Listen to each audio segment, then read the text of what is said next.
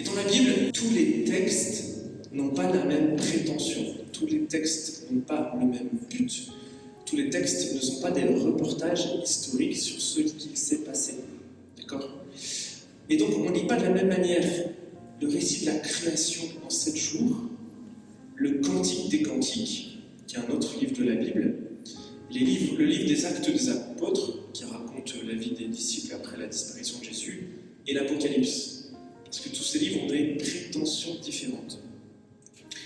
Et donc, le narrateur, ce personnage qui nous raconte cette histoire de la Bible du début à la fin, même si on sait que derrière ce narrateur, la voix qu'on entend quand on lit le texte, il y a différents auteurs, différents rédacteurs, mais le narrateur nous conduit dans l'histoire biblique avec à sa disposition une boîte à outils pour nous raconter ces histoires. Ce sont les genres littéraires. Chaque livre, ou parfois dans un même livre, chaque portion d'un livre est écrit avec un genre littéraire qui peut varier. Et donc, ça appelle une lecture et une interprétation qui peuvent varier. Donc nous, lecteurs, il faut qu'on s'adapte intérieurement au genre littéraire qui nous est proposé pour être sûr de recevoir le texte biblique de la bonne manière. Okay ? Si on regarde un film de science-fiction comme un documentaire, eh ben, on n'est pas ajusté vraiment à l'intention du film qui est de nous faire vivre autre chose. Okay ? Voilà, c'est pareil avec la Bible. Donc la Bible, ce n'est pas d'abord un livre d'histoire. La Bible n'est pas d'abord un livre d'histoire. Ce n'est pas un reportage ou un documentaire. La Bible, c'est un livre théologique. C'est-à-dire que c'est un livre qui nous parle de Dieu. Théos en grec. Dieu, logique, c'est logique. Donc la Bible nous parle de Dieu. Elle se présente comme un livre de foi. Un livre qui parle de Dieu, de ce que Dieu fait, de ce que les hommes font, et de ce que Dieu fait avec ce que fait l'homme. La Bible nous parle de ce que les hommes font dans leur coin, de ce que Dieu fait dans son coin, et de ce que Dieu fait avec ce que les hommes font. Alors, parfois, ça fait un peu transpirer. Et donc pour ça, pour nous parler de Dieu et de sa manière de faire avec nous, la Bible nous raconte une histoire. Une histoire qui va du commencement de l'humanité à la période des apôtres, et qui annonce aussi la fin des temps avec l'Apocalypse. Donc c'est un livre de théologie en lien avec l'histoire, mais ce n'est pas un livre d'histoire. Ce n'est pas un livre, ce n'est pas un reportage historique, vous voyez ce que je veux dire, en lien avec Dieu. C'est d'abord un livre de Dieu en lien avec l'histoire, avant d'être un livre d'histoire en lien avec Dieu. Okay. Dans certains passages de l'Ancien Testament, donc ça c'est marqué sur la petite feuille, AT c'est pour Ancien Testament, donc vous savez que dans la Bible il y a 2 grandes parties. Il y a l'Ancien Testament qui sont tous les livres écrits avant la naissance de Jésus, et il y a le Nouveau Testament qui sont l'ensemble des livres écrits après la naissance de Jésus. Ça commence avec les évangiles qui nous racontent la vie de Jésus, et puis on a la vie des apôtres, dans les actes des apôtres, et puis on a aussi des lettres que les premiers chrétiens s'écrivaient les uns les autres. Donc dans l'Ancien Testament, avant l'arrivée de Jésus, certains passages sont plus de l'ordre de la mythologie. C'est comme les premiers chapitres du premier livre de la Bible, de la Genèse, quand on voit Adam et Ève dans le jardin avec le serpent, ils croquent le fruit défendu. Voilà, c'est plus de l'ordre de la mythologie. Il n'y avait pas de témoins à l'époque pour savoir ce qui s'est passé.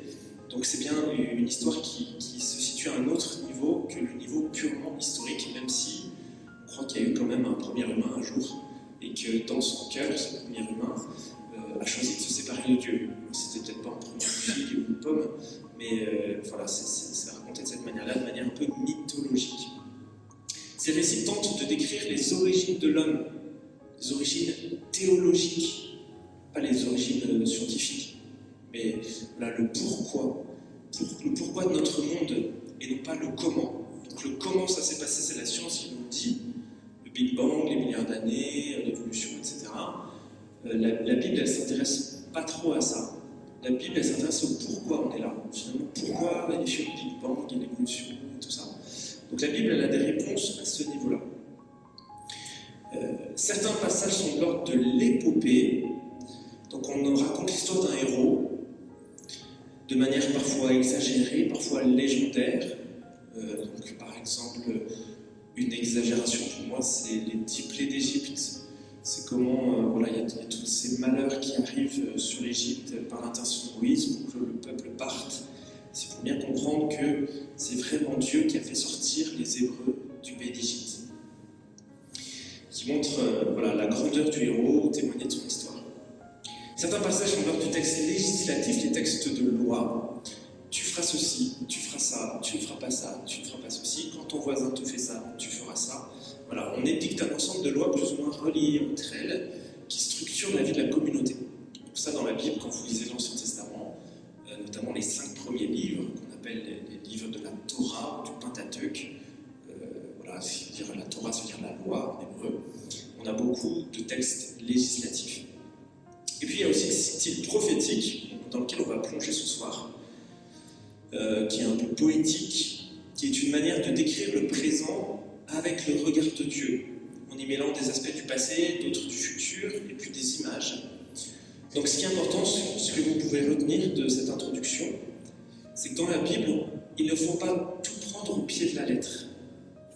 D'accord ? La prétention de notre narrateur n'est pas celle d'un archéologue, mais d'un ami de Dieu qui a quelque chose à nous dire sur Dieu, en nous parlant de l'histoire des hommes. Voilà. Donc vous savez qu'il y a une commission biblique internationale à Rome qui réfléchit, qui pond au nom du pape certains documents. Ils ont un jour sorti un document sur les lectures et les interprétations de la Bible. Alors il y a tout un tas de choses possibles, l'interprétation psychologique, narrative, tout ce que vous voulez, rhétorique. Mais il y en a un que comme catholique on n'a pas le droit de faire, c'est la lecture fondamentaliste. La lecture fondamentaliste, c'est celui qui prend chaque ligne, chaque verset comme une donnée historique qu'on ne peut pas remettre en cause. Par exemple, le Big Bang n'existe pas, puisque Dieu nous dit que ça a été créé en 7 jours. Voilà, ça fait partie des exemples de lecture fondamentaliste que nous écartons grâce à cette compréhension des genres littéraires différents. Donc des fois, il faut un peu se dire, est-ce que là c'est plutôt historique, est-ce que là c'est plutôt autre chose. Des fois, ça nécessite un peu de réflexion pour savoir où est-ce qu'on est. Mais on évite en tout cas de prendre tout au pied de la lettre. J'entre maintenant dans le contexte de notre texte de ce soir.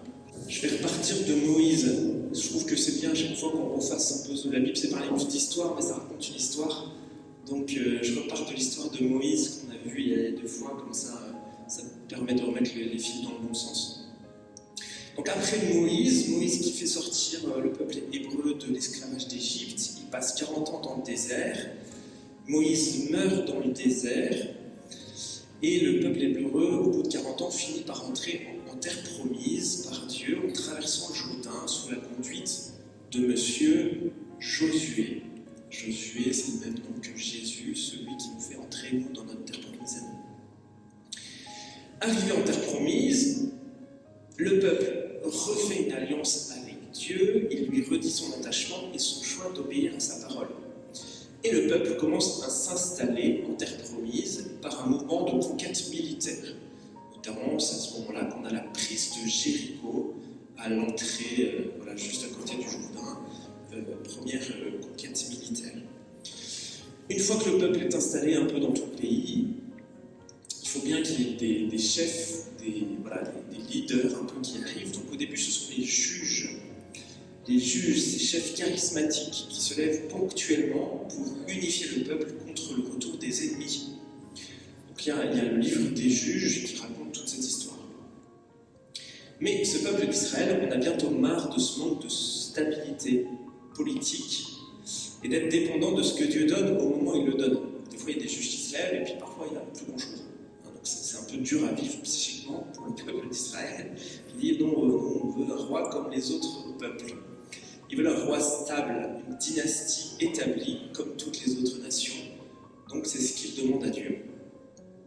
Et Dieu finit par accéder à leur demande, en les prévenant que c'est une mauvaise idée. Parce que les rois vont se pervertir le peuple avec eux et les soumettre à des corvées. Mais le peuple insiste, Dieu dit, ok, je vais vous donner un roi. Dieu suscite d'abord le roi Saül, qui finit par désobéir à Dieu et même devenir fou. Alors il va chercher quelqu'un d'autre, David, petit berger de Bethléem, qui vient d'une autre famille, d'une autre tribu, la tribu de Juda, pour prendre la succession du roi Saül. David, dans la Bible, c'est un roi aimé. On sent qu'on en parle de manière positive, même s'il n'a pas une vie parfaite non plus. Mais ce roi reste un des rois modèles de toute la Bible, et pour tous les autres rois, il y aura comme une attente de ce roi fidèle, de ce nouveau grand roi David.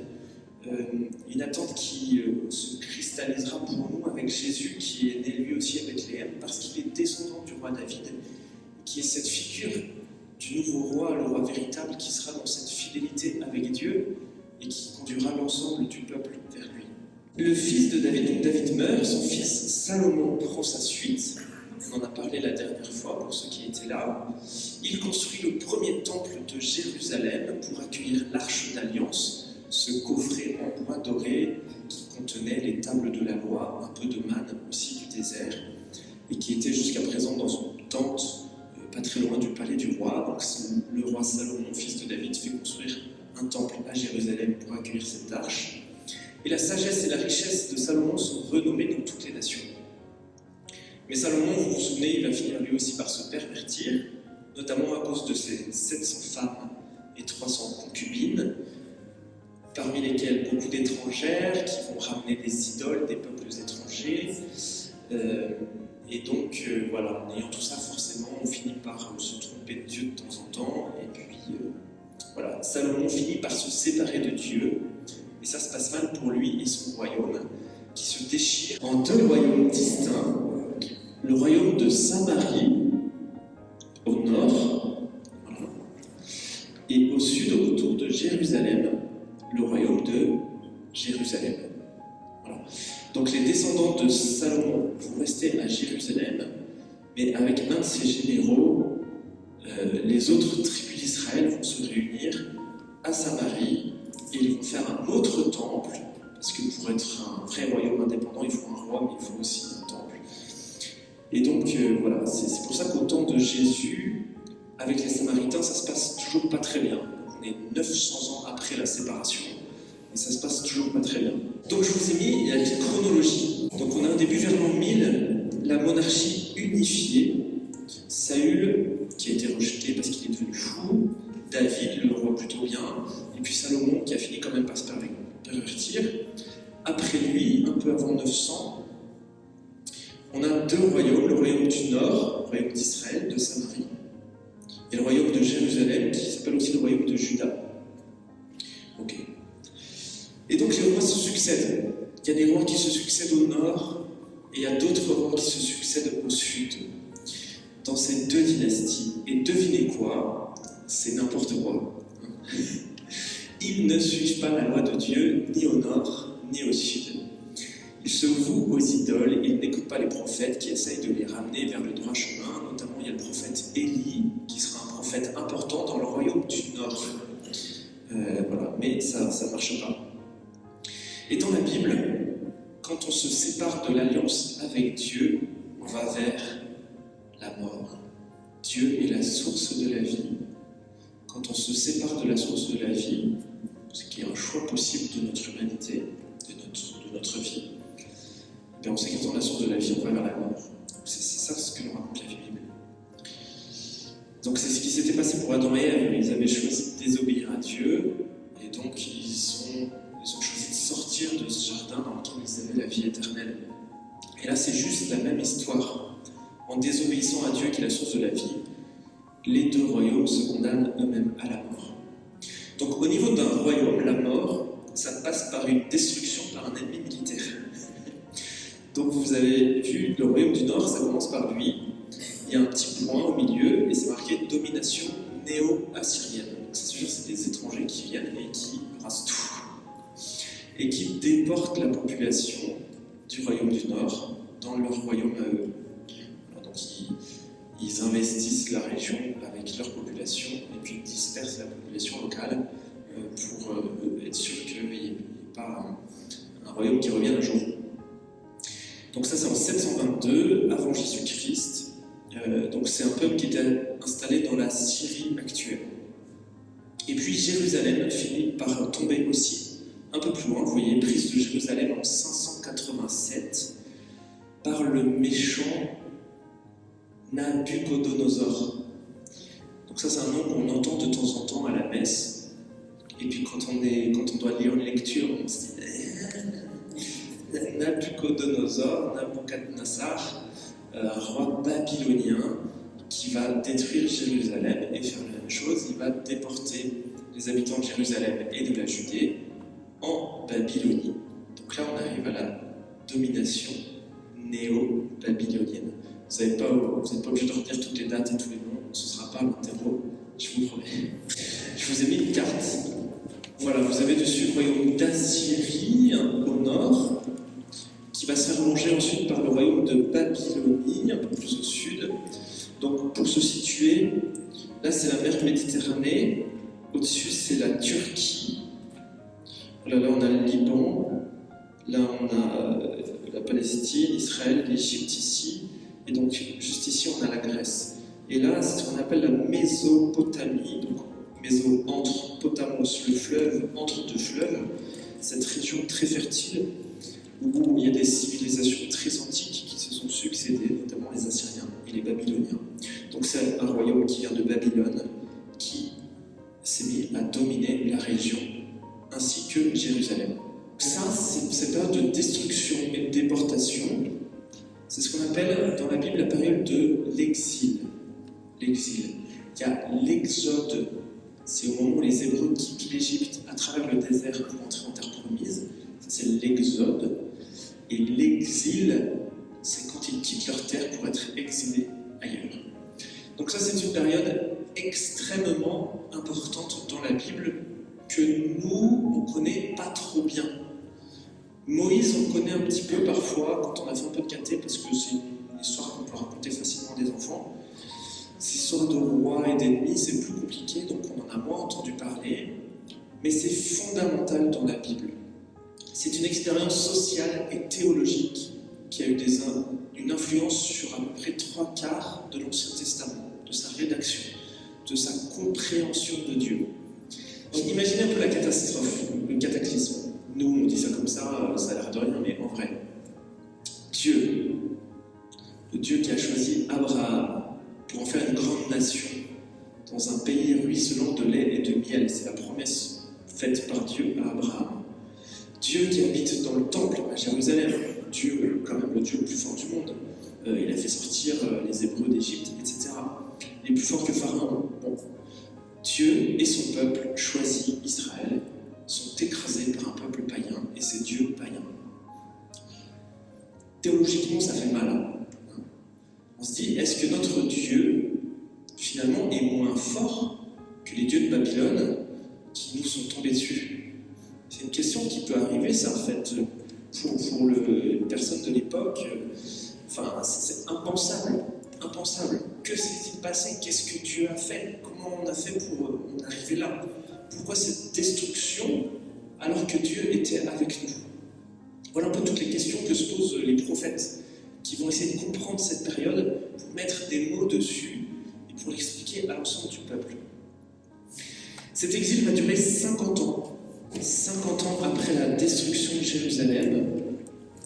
Vous avez là, donc 587 prise de Jérusalem, 589 l'exil, 539 domination perse, achéménide. Donc là, c'est sur le royaume de Babylone, il se fait ratiboiser par les Perses. Et alors, figurez-vous que le roi des Perses, Cyrus, qui vient de vaincre les Babyloniens, prend comme une de ses premières décisions, il dit « Tous les Israélites, rentrez chez vous et reconstruisez votre temple. » Incroyable! Un roi étranger qui reconnaît que le Dieu d'Israël mérite d'avoir son temple et son peuple. Et donc qui fait marche arrière sur ce qui s'est passé jusqu'à présent. Cyrus dit, tous les Juifs, rentrez chez vous à Jérusalem et construisez votre temple. Et on va vous donner des matières premières pour ça. Donc ça a donné un très beau texte qu'on n'ira pas dans le livre d'Isaïe. Debout Jérusalem, qui t'arrobe de tristesse, ils viennent vers toi, ils portent de l'or, de l'encens sur leur chapeau pour venir te reconstruire. Ce qui a donné les rois mages aussi chez nous, dans ce parallèle-là. Donc c'est Isaïe 72, et on fera peut-être une autre année. Mais donc, dénouement incroyable, alors qu'on pensait être détruit, dispersé dans toutes les nations, Dieu suscite ce roi païen, Cyrus, pour ressusciter son peuple et le faire revenir sur sa terre et lui faire retrouver son temple. Et donc ce retournement de situation va éclairer complètement l'ensemble de la période, depuis la destruction de Jérusalem jusqu'au retour des déportés, pour savoir qu'est-ce que Dieu était en train de faire. Vous voyez ce que je veux dire? C'est pas pareil s'il y a un happy end à la fin, ou s'il n'y en a pas du tout et que finalement on meurt. Et donc pendant 50 ans d'exil, des trois institutions fondamentales du peuple d'Israël, donc la terre promise, le temple et la loi, il n'en reste plus qu'une, la loi. Donc l'enjeu, ça va être pour les Juifs, c'est à partir de ce moment-là qu'on va les appeler les Juifs, les Judéens. C'est là que va naître le judaïsme, vraiment. Les Juifs vont se rassembler pour garder leur loi, parce qu'ils n'ont plus que ça. Ils n'ont plus leur terre, ils n'ont plus leur temple, ils n'ont plus que la loi. Et 50 ans, c'est environ une génération. Une génération qui doit vivre la loi en dehors de la terre promise. Un peu comme cette génération qui avait vécu la loi dans le désert pendant 40 ans seulement, avec Moïse, en dehors de la terre promise. Tiens, c'est intéressant, donc comment les textes qui ont été rédigés dans le désert, ou cette expérience du désert en sortie d'Égypte par Moïse, et cette vie de la loi en dehors de la terre vont pouvoir éclairer ceux qui sont exilés loin de leur terre après coup à cause de la destruction de Jérusalem. Et donc cet événement de l'exil a donné lieu à une intense période de réflexion et d'écriture qui a été celle des prophètes. Donc les prophètes dans la Bible, vous savez, c'est pas d'abord ceux qui voient l'avenir. Les prophètes, c'est ceux qui regardent le présent et qui essaient de comprendre ce que Dieu fait. Jérusalem est détruite. Qu'est-ce qui se passe? Qu'est-ce que Dieu fait? Donc ils essaient de regarder le présent avec les yeux de Dieu, avec le regard de Dieu. Et ils essayent de l'annoncer. Voilà. Donc c'est pas d'abord ceux qui annoncent l'avenir, c'est ceux qui regardent le présent avec les yeux de Dieu pour qu'on soit plusieurs à comprendre ce que Dieu est en train de faire dans ce présent qu'on ne comprend pas toujours.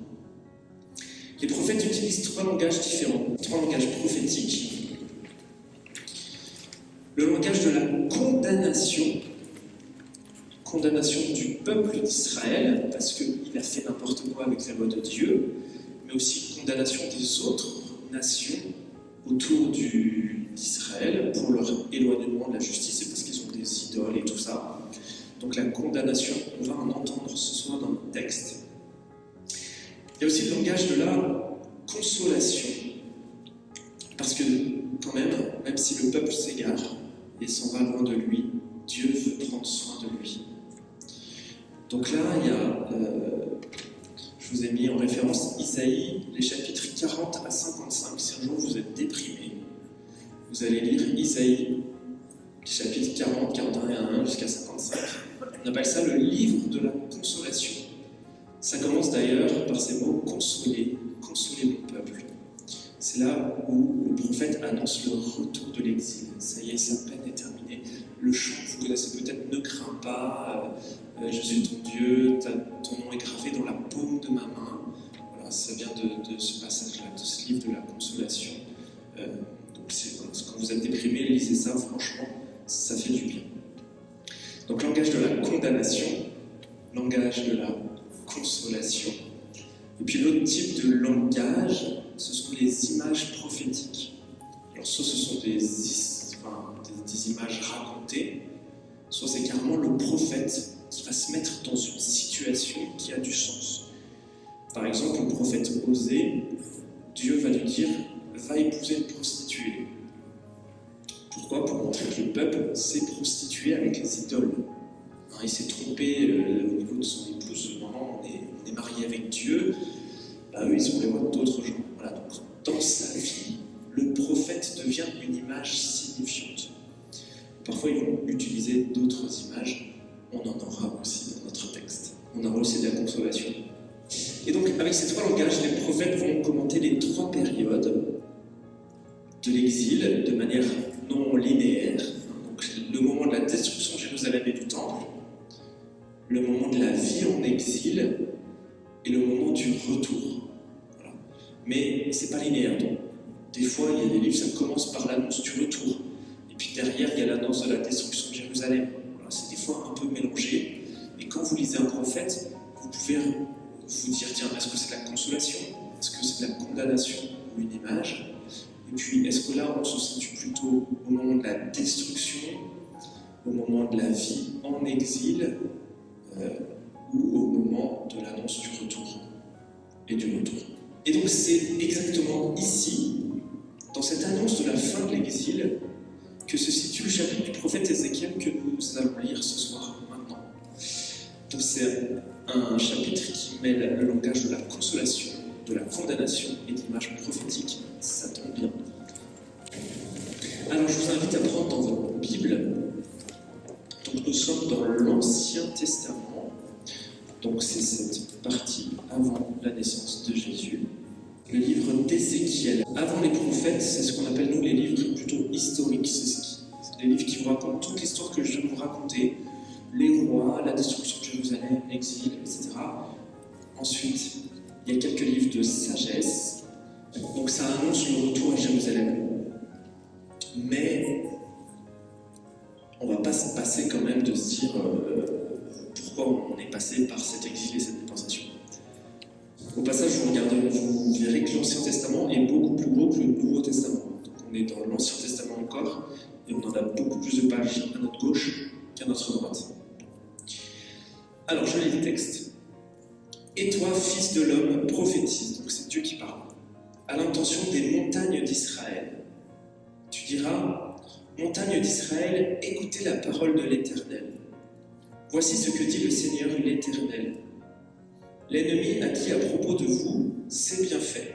Ces hauteurs millénaires sont en notre possession. » Là, maintenant, vous savez un peu ce que ça veut dire, tout ça. C'est Babylone qui a pris possession de Jérusalem. C'est pourquoi prophétise. Tu annonceras, voici ce que dit le Seigneur, l'Éternel. Puisqu'on vous a dévasté et harcelé de tous côtés pour que vous deveniez la propriété des autres nations, puisque vous avez été l'objet de commérages et de racontages populaires, montagne d'Israël, écoutez la parole du Seigneur, de l'Éternel. Voici ce que dit le Seigneur, l'Éternel, aux montagnes et aux collines, aux cours d'eau et aux vallées, aux ruines désertes et aux villes abandonnées, qui ont été livrées au pillage et à la moquerie des autres nations environnantes. Voici ce que dit le Seigneur, l'Éternel. Jusque-là, c'est l'introduction. Dans le feu de ma jalousie, je parle contre les autres nations, et contre Édom, donc Édom c'est une nation étrangère, contre Édom tout entier, eux qui se sont attribués mon pays en propriété. Donc, Édom c'est une manière de dire Babylone, ce royaume étranger plutôt méchant. Ils se sont attribués mon pays en propriété, le cœur tout joyeux et la hargne dans l'âme, afin d'en piller les pâturages. C'est pourquoi prophétise à propos du territoire d'Israël. Tu annonceras aux montagnes et aux collines, aux cours d'eau et aux vallées. Voici ce que dit le Seigneur, l'Éternel. Me voici. Je parle de cette manière à cause de ma jalousie et de ma fureur, parce que vous devez supporter l'humiliation que vous font subir les nations. C'est pourquoi voici ce que dit le Seigneur, l'Éternel. Je m'y engage moi-même. Les nations qui vous entourent devront à leur tour supporter leur humiliation. Quant à vous, montagnes d'Israël, vous ferez pousser vos branches et vous porterez vos fruits pour mon peuple, Israël, car ils vont bientôt revenir. Je m'occupe de vous, je me tourne vers vous et vous serez cultivés et ensemencés. Donc là, au niveau de l'image prophétique, vous avez Dieu, le prophète, ne parle pas au peuple, il parle à la terre, aux collines, aux montagnes et aux vallées, voilà, pour dire le peuple d'Israël va revenir. Je vais augmenter votre population d'hommes, la communauté d'Israël tout entière. Les villes seront habitées et l'on reconstruira sur les ruines. Je vais augmenter votre population d'hommes et d'animaux. Ils se reproduiront et deviendront nombreux. Je vous peuplerai comme par le passé, et je vous ferai plus de bien qu'auparavant. Vous reconnaîtrez alors que je suis le Seigneur. Ça, c'est important. Vous reconnaîtrez alors que je suis le Dieu le plus fort, que je suis l'Éternel. Sur toi, terre d'Israël, je ferai marcher des hommes, mon peuple, Israël, et ils te posséderont. Tu seras leur héritage, et tu arrêteras de les priver d'enfants. Voici ce que dit le Seigneur, l'Éternel. Certains disent, tu es un pays qui dévore les hommes, tu prives ta nation d'enfants. À cause de cela, tu ne dévoreras plus d'hommes, tu ne priveras plus ta nation d'enfants, déclare le Seigneur, l'Éternel. Je ne te ferai plus entendre les humiliations des nations, et tu n'auras plus à supporter les insultes des peuples. Tu n'affaibliras plus ta nation, déclare le Seigneur, l'Éternel. La parole de l'Éternel m'a été adressée. Fils de l'homme, les membres de la communauté d'Israël habitaient sur leur terre, mais ils l'ont rendue impure par leur conduite et leurs agissements. Là, on approche de la condamnation. Leur conduite a été devant moi pareille à l'impureté d'une femme pendant ses règles. Alors j'ai déversé ma fureur sur eux à cause du sang qu'ils avaient versé dans le pays et des idoles par lesquelles ils l'avaient rendu impur. Je les ai éparpillés parmi les nations et ils ont été dispersés dans divers pays. Je les ai jugés conformément à leur conduite et à leurs agissements. Arrivés chez les nations où ils devaient se rendre, ils ont déshonoré mon saint nom, puisqu'on disait d'eux, c'est le peuple de l'Éternel. C'est de son pays qu'ils sont sortis. Genre la honte. C'est le peuple du Dieu d'Israël, trop honte. Alors j'ai voulu épargner mon saint nom, que la communauté d'Israël déshonorait dans les nations où elle s'était rendue. C'est pourquoi annonce à la communauté d'Israël. Donc après l'annonce à la terre, on annonce au peuple qui est exilé. Voici ce que dit le Seigneur, l'Éternel. Ce n'est pas à cause de vous que j'interviens, communauté d'Israël, mais c'est pour mon saint nom, pour que, puisque vous l'avez déshonoré dans les nations où vous vous êtes rendus, je démontrerai la sainteté de mon grand nom qui a été déshonoré parmi les nations, puisque vous l'avez déshonoré au milieu d'elles. Et les nations reconnaîtront que je suis l'Éternel, déclare le Seigneur, l'Éternel. Quand à travers vous, je manifesterai ma sainteté sous leurs yeux. Je vous arracherai aux nations, je vous rassemblerai de tous les pays, et je vous ramènerai sur votre territoire. Je vous aspergerai d'une eau pure, et vous serez purifiés. Ça, c'est un texte qu'on entend à la Vigile pascale, qu'on associe au baptême. Je vous purifierai de toutes vos impuretés et de toutes vos idoles. Je vous donnerai un cœur nouveau et je mettrai en vous un esprit nouveau. Je retirerai de votre corps le cœur de pierre et je vous donnerai un cœur de chair. C'est mon esprit que je mettrai en vous. Ainsi je vous ferai suivre mes prescriptions, garder et respecter mes règles. Vous habiterez le pays que j'ai donné à vos ancêtres, vous serez mon peuple et je serai votre Dieu.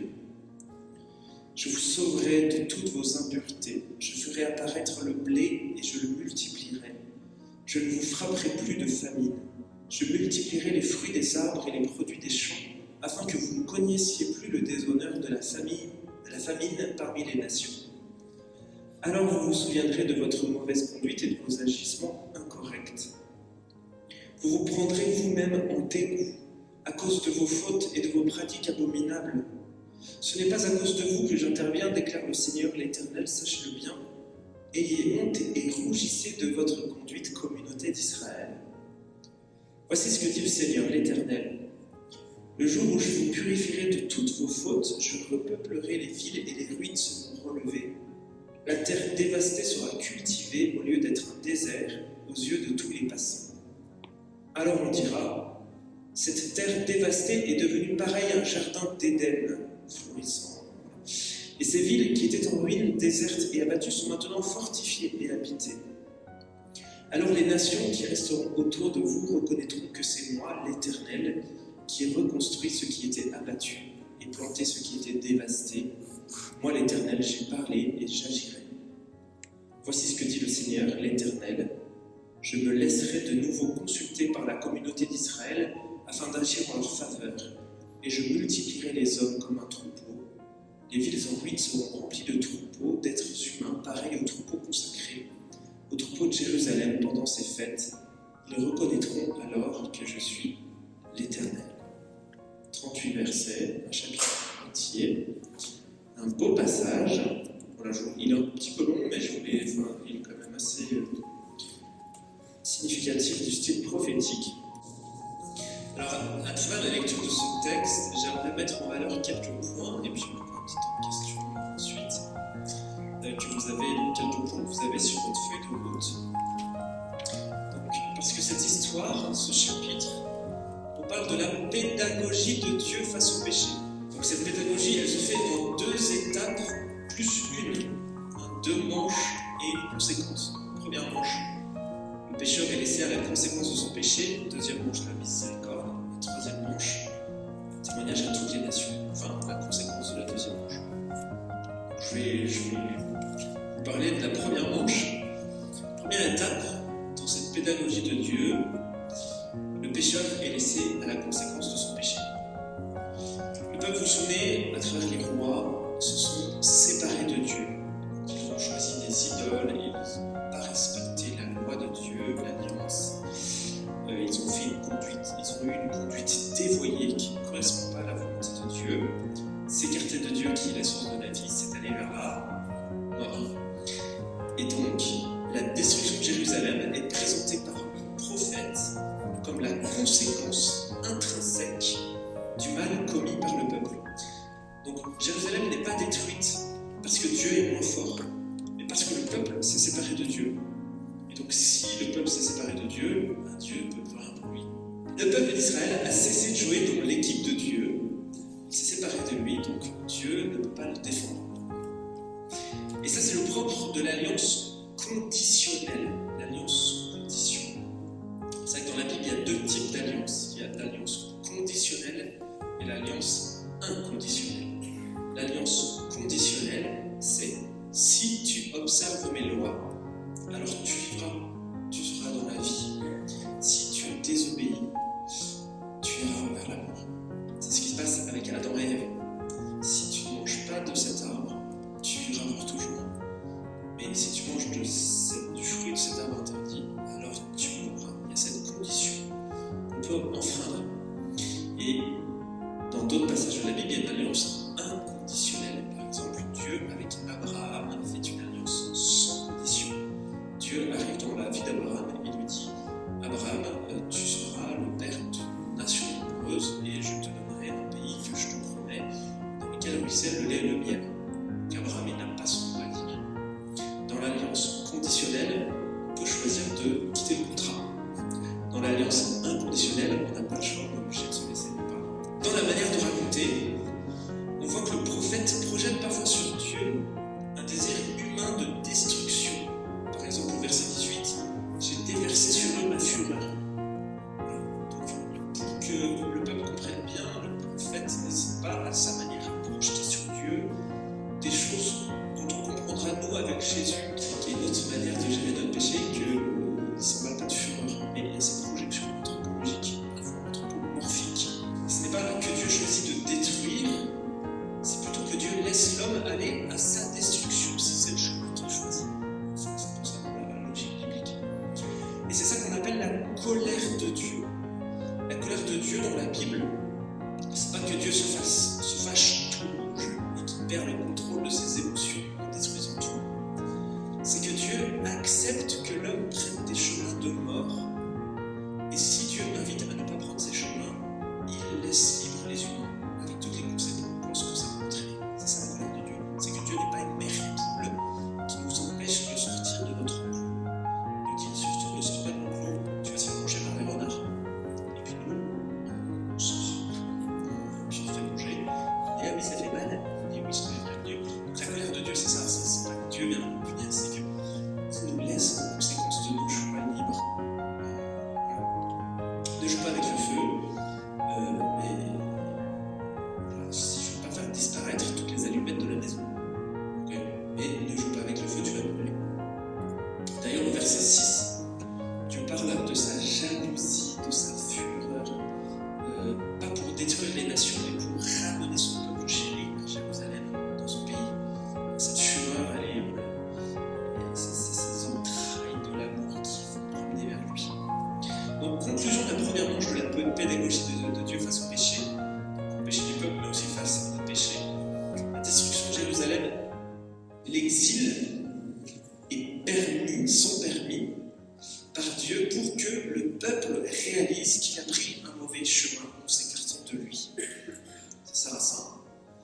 que le peuple réalise, effectivement, sortir de l'enclos, il y a des renards, ça pique un peu.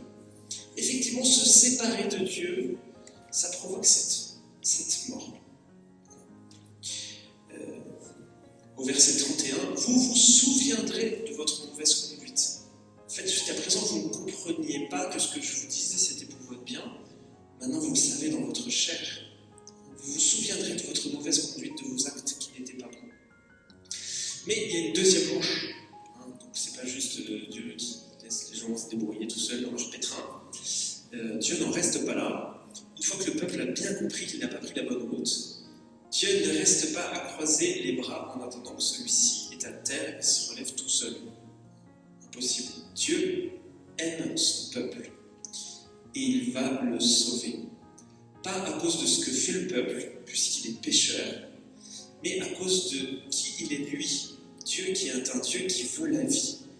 On a dans le prophète Ézéchiel au chapitre 16, verset 6, Dieu qui, à travers l'image prophétique, dit à son peuple, « Je veux que tu vives ». C'est ça le désir de Dieu. « Je veux que tu vives ». Donc là, on a au verset 22, par exemple, dans notre texte à nous, « Ce n'est pas pour vous que je vais agir, maison d'Israël, mais c'est pour mon saint nom que vous avez profané dans les nations où vous êtes allés. » Donc après avoir laissé le peuple agir en fonction de son péché et recevoir les conséquences de tout ça, Dieu agit en fonction de son identité, qui est une identité d'amour. En fonction de son nom, il pardonne gratuitement à son peuple et gratuitement, il le ramène sur sa terre, alors qu'il ne mérite sans doute pas tant de soins de la part de Dieu. Donc le pardon de Dieu est gratuit, Dieu pardonne indépendamment de nos actes. Dieu, fidèle aux promesses des origines, donc là c'est le propre de l'alliance inconditionnelle. Cette alliance inconditionnelle qui est toujours plus profonde, plus fondamentale dans le cœur de Dieu que les alliances conditionnelles. Donc même si nous on se sépare des alliances conditionnelles, ce qui est notre droit, Dieu reste toujours attaché à cette alliance inconditionnelle d'amour avec l'humanité tout entière. Dieu aime et continue d'aimer son peuple, indépendamment de tous ses égarements, comme un père qui attend son fils qui a dilapidé l'héritage revienne vers lui pour lui rendre toute sa dignité de fils. Et donc ce pardon, ce salut, cette miséricorde, vous appelez ça comme vous voulez, cette surabondance d'amour, ça change le cœur de ceux qui sont bénéficiaires de tout ça. J'ai été pécheur, je méritais la condamnation, mais Dieu m'a fait grâce, il m'a pardonné et me rend la vie. Qu'est-ce que je vais faire de ma vie nouvelle ? Eh bien, je vais changer. Voilà, ça change notre cœur. Quelle émotion dirait Saint Ignace dans les exercices spirituels. Il y a cette émotion, cri d'émotion, de reconnaître que je suis encore en vie, alors que je suis tellement pécheur que je mériterais la mort.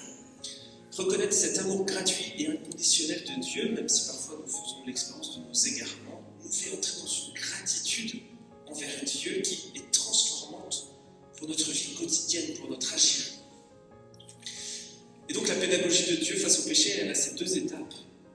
Dieu nous laisse aux conséquences du péché pour qu'on réalise que ce n'est pas la bonne route. Et il vient nous sauver pour nous donner les moyens de reprendre le bon chemin avec lui. Et donc ces deux étapes, dans le contexte de l'exil, ont une conséquence. C'est le point C, un témoignage pour toutes les nations. Puis je crois que la suite, c'est le point. Donc la conséquence de cette pédagogie à l'échelle politique de ce qui s'est passé à l'époque, donc ça c'est des faits qui sont quand même avérés historiquement. Babylone, l'exil et le retour de l'exil par Cyrus, on a trouvé notamment un rouleau en pierre de Cyrus sur lequel il est sans doute fait allusion à cette question de pouvoir retourner sur le temple. Donc il y a des traces archéologiques extra-bibliques qui nous parlent de cette histoire. Mais donc la conséquence de cette pédagogie à l'échelle politique, c'est que toutes les nations qui ont persécuté Israël sont témoins de son retour à Jérusalem. Et donc toutes les nations de la région sont témoins que le Dieu d'Israël est le plus fort. Que c'est lui qui prend vraiment soin de son peuple et qui est même capable d'utiliser un roi étranger, Cyrus, son roi perse, qui ordonne le retour d'exil pour accomplir son dessein. Voilà.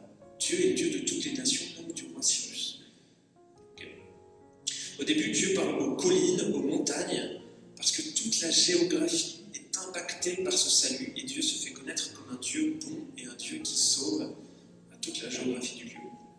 Et donc, notamment, c'est quelque chose qu'on va retrouver dans le passage du serviteur souffrant dans le livre d'Isaïe, où le peuple d'Israël déporté est comparé à un serviteur souffrant, à la risée de toutes les nations autour, qui va être mise à mort, etc., et qui finalement va être ressuscité par Dieu. C'est le retour de l'exil, et toutes les nations sont dans la stupéfaction. Donc ça, c'est un texte qu'on lit au vendredi saint, qu'on lit avec Jésus. J'ai un point B après cette pédagogie de Dieu face au péché, j'ai la théologie prophétique de l'exil. Donc encore quelques petits mots sur l'exil. L'exil est compris comme une étape de la pédagogie divine pour faire revenir Israël de tout son cœur vers Dieu. Ce n'est pas la sanction et l'exil qui en soi font revenir le cœur d'Israël, c'est l'acte de salut, l'acte de bonté, l'acte de miséricorde, de le ramener sur sa terre et de mettre fin à l'exil. Et c'est cette bonté de Dieu, sa puissance, qui donne de pouvoir s'attacher à lui, qui ne retient pas nos offenses pour toujours. Ça, c'est comme tomber dans une crevasse parce qu'on a choisi de ne pas écouter le guide, et voir que le guide vient quand même nous chercher au fond de la crevasse pour nous sauver. Notre cœur est bouleversé, et nous comprenons que notre guide veut vraiment notre bien. C'est ça qu'on réalise. Alors on s'attache à lui de tout notre cœur pour ne plus risquer la mort. Et c'est pour ça que le prophète nous parle d'un esprit nouveau. Je vous donnerai un esprit nouveau. Donc c'est pas juste un peu de la magie où on reçoit un esprit nouveau comme de nulle part. C'est qu'à travers cette pédagogie de l'exil, nous sommes invités à un voyage intérieur pour réaliser qu'en fait Dieu est bon, que j'ai tout intérêt à m'attacher à lui, à être fidèle à son alliance.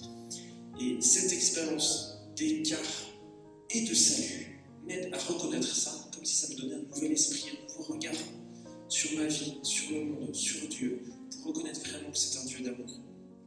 Voilà. Au verset 27, dans notre passage, « Je mettrai en vous mon esprit, je ferai que vous marchiez selon mes lois, que vous gardiez mes préceptes et leur soyez fidèles. » Voilà, c'est cette nouvelle vie dont je parlais tout à l'heure. Voilà, et donc ce chemin de mort, d'exil et de retour d'exil, c'est un chemin de mort et résurrection pour le peuple, mais aussi un peu personnellement, dans ma conscience personnelle, dans mes images de Dieu. Voilà, comment je peux ressusciter dans mes images de Dieu en reconnaissant que Dieu est bon, malgré mes égards. D'ailleurs, dans le chapitre qui suit, le chapitre 37, vous pourrez lire à la maison, c'est là où il y a les ossements desséchés, donc on a une image prophétique. Ézéchiel voit une vallée avec plein d'ossements desséchés et il prophétise pour la résurrection de ces ossements desséchés qui deviennent une armée. Donc c'est vraiment ce peuple exilé, parti, voilà, qui ressuscite pour retourner sur sa terre. Donc l'exil, c'est un voyage à Babylone et un retour à Jérusalem, mais c'est d'abord un voyage intérieur pour revenir vers Dieu de tout son cœur. Et puis j'ai un petit point sur la passion et la résurrection de Jésus. Je vous ai mis carrément tout mon texte. Là, c'est le point B. Parce que forcément, il y a des liens entre cette pédagogie de Dieu, ce qui s'est passé avec l'exil, et ce qu'a vécu Jésus dans sa mort sur la croix et sa résurrection.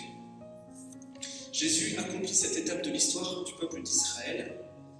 Il accomplit personnellement ce qui a été vécu collectivement, cette mort et cette résurrection. Donc, en fait, quand on comprend un peu cette histoire biblique, on voit que la mort et la résurrection de Jésus, elle peut être comprise à travers tout ce substrat qu'on n'a pas nécessairement, en fait, quand on n'a pas cette connaissance biblique, mais on sent que la mort et la résurrection de Jésus sont éclairées par tout ça, par cette pédagogie de l'exil. La mort n'est pas due à son péché à lui, ça c'est la différence avec Jésus, mais il se fait solidaire de notre péché à nous, sans jamais pécher, mais il subit la condition des pécheurs pour subir les conséquences de notre mal alors qu'il est innocent. Et c'est là qu'on voit la vraie manière de faire de Dieu qui corrige les projections anthropomorphiques des prophètes. Face à l'injustice et au péché, Dieu n'entre pas en fureur de destruction, il donne sa vie. Il donne sa vie. Il se laisse faire.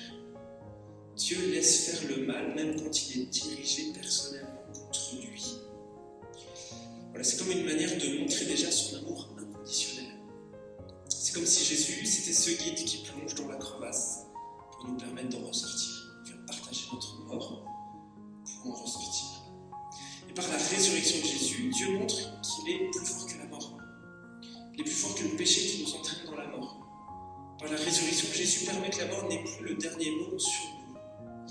Il trace un chemin de retour à la vie et ça a deux conséquences. La première, c'est que toutes les nations, juives et non-juives, peuvent être témoins de cette manifestation de l'amour de Dieu et peuvent entrer dans cette alliance. Avant, pour être membre du peuple de Dieu, il faut être fils de juif. Maintenant, avec cette résurrection qui est cet acte visible pour toutes les nations, c'est notre attachement à Jésus par la foi qui fait qu'on peut rentrer dans cette alliance et cet esprit nouveau qui n'est pas donné simplement à un peuple charnel et à toutes les nations. Ça rejoint la conséquence des deux manches de la pédagogie de Dieu.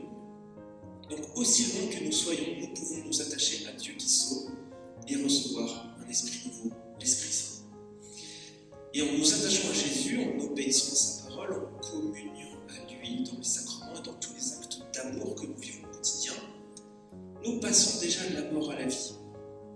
En nous attachant à lui qui fait miséricorde, nous recevons cet esprit nouveau qui nous fait vivre dans l'action de grâce et la miséricorde d'un Dieu qui, tout en respectant nos libertés jusqu'au bout, nous invite toujours à la relation avec lui, une relation d'amour qui donne la vie. Conclusion. L'exil est un énorme tremblement de terre politique, humain et religieux. Cette catastrophe et sa fin vont être déterminantes pour comprendre et décrire la manière qu'a Dieu d'agir face au péché et avec les pécheurs. Les prophètes, avec leur langage imagé, parfois choquant, rempli parfois d'humanité et parfois vraiment magnifique, travaillent pour que nous aussi nous puissions savoir qui est Dieu et que nous puissions nous attacher à lui de tout notre cœur, dans la fidélité à sa parole, qui est source de vie. Amen. Là, franchement, on est au cœur d'un truc biblique qu'on ne connaît pas très bien. Donc, si vous avez gardé quelques éléments, je suis content. Est-ce que vous avez des questions, soit sur le texte, soit sur l'ensemble du style prophétique? Il y a beaucoup d'écrits bibliques qui ont leur origine dans cette période de l'exil, et ces textes vont être compilés ensemble, on pense vers 400, donc après le retour de l'exil, à partir de tout un tas de matériaux produits autour de cette période-là. Mais effectivement, c'est tellement un cataclysme que ça nécessite une grande production théologique écrite aussi. Les sources de notre Bible viennent en partie de cet événement. Alors juste, pour la curiosité historique, après les Perses, donc les Perses y règnent un long moment, et après il y a quelqu'un qu'on connaît un peu parfois, c'est Alexandre le Grand, un grec, qui arrive et qui prend la domination des Perses. Son royaume il va jusqu'en Inde, ça prend partout l'Égypte, le peuple, la région de la Palestine, Israël, qui je ne sais pas comment ça s'appelait à l'époque, est sous la domination grecque. Avec Alexandre, ça se passe pas trop mal. Puis après eux, ça va être un peu plus compliqué. Donc ça, c'est raconté dans le livre des Maccabées, qui raconte la révolte des Juifs contre les Grecs qui veulent mettre une idole de Zeus dans le temple et faire plein de trucs méchants. Et après, on arrive assez vite au Nouveau Testament avec les Romains qui arrivent